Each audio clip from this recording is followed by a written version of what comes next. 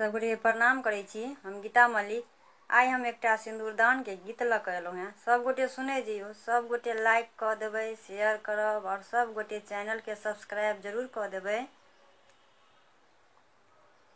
सिया सिरे सिंदूर देबनी गे माई, चलिला जखन रघुराई।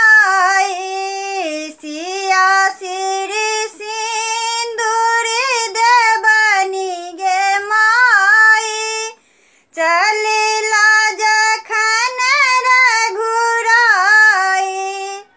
तीन भुवन बर कतहु ने भेटल, जोगम जोग जमाई।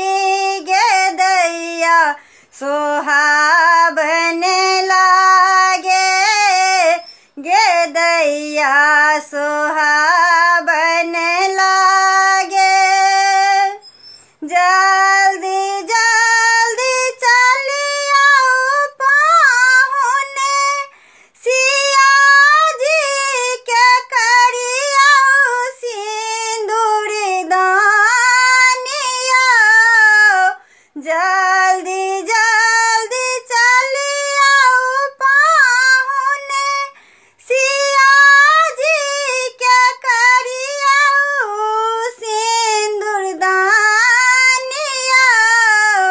भोरे ससिया जी सिथि ओरियाने, बैसल छथि मन मारी। गे दैया सोहाबन लागे, गे दैया सोहाबन लागे। सिया सिरी सिंदूर देबनी गे माई, चलला जखन रघुराई। गे दैया सोहाबन लागे, गे दैया सोहा